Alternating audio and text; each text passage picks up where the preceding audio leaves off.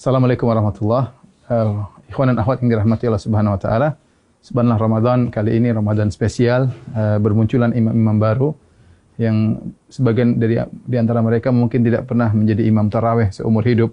Namun pada kesempatan kali ini mereka harus menjadi imam demi untuk menegakkan ibadah di rumah-rumah mereka karena kondisi pandemi yang ada. Maka yang jadi masalah sebagian dari mereka tidak memiliki hafalan Quran atau hafalan Qurannya sedikit, tidak banyak. Kemudian juga banyak di antara mereka yang ingin bisa menghatamkan Quran dalam sholat tarawih, sementara hafalan Quran yang terbatas. Apa solusi yang diberikan? Maka di antaranya syariat membolehkan seorang sholat sambil membaca dari mushaf, dan ini dipraktikkan oleh Aisyah radhiyallahu taala anha di malam bulan Ramadan. Beliau radhiyallahu anha pernah menyuruh budaknya untuk menjadi imam sambil membaca dari al-mushaf. Ya, dan ini adalah praktik dari para salaf. Az-Zuhri, seorang imam dari kalangan tabi'in, juga mengatakan khiyaruna yaqra'una minal mushaf, yaitu banyak orang-orang soleh juga mereka salat sambil membaca al-mushaf supaya bisa membaca dengan sebanyak-banyaknya dalam salat malam atau salat tarawih. Di antara cara yang bisa kita gunakan untuk baca mushaf adalah meletakkan mushaf suatu tempat di depan kita. Nah, kita menghadap kiblat sementara mushaf di depan kita sehingga kita baca seperti biasa. Setelah itu nanti kalau kita mau ruku, ya terpaksa mungkin kita agak ke kiri sedikit, kemudian kita baru ruku, Allahu Akbar. Ya. Setelah itu kemudian kita sujud, ketika kita balik berdiri, kita geser lagi sedikit untuk kemudian membaca dari mushaf di depan kita. Tidak mengapa kita kemudian misalnya membuka mushaf, ini gerakan yang tidak mengapa, ya, karena gerakan yang diperlukan ya demi kemaslahatan sholat, karena kita dituntut untuk bisa sholat malam dengan lebih panjang dan lebih lama. Ya, ini adalah cara pertama tatkala kita ingin salat dengan membuka mushaf di depan kita. Adapun cara kedua, caranya kita dengan memegang mushaf, kemudian bisa kita pegang ya seperti begini mungkin sambil kita bersedekap bisa. Itu tidak mengapa kita pegang begini ya.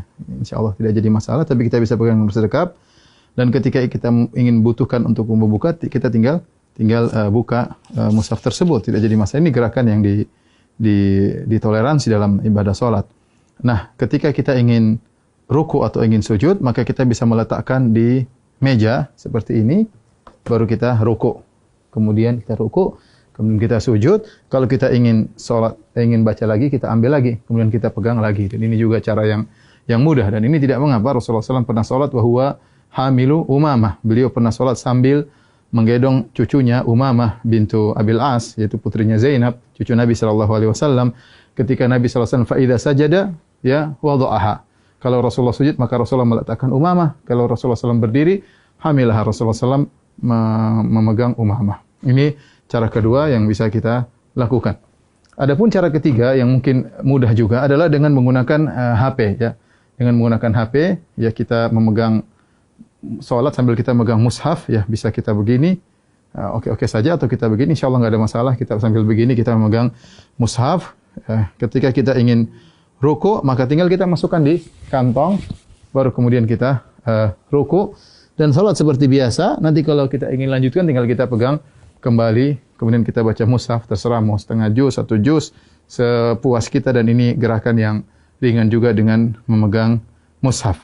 Yang perlu saya ingatkan, adapun makmum, ya, maka tidak perlu makmum memegang apa? Mushaf. Ya.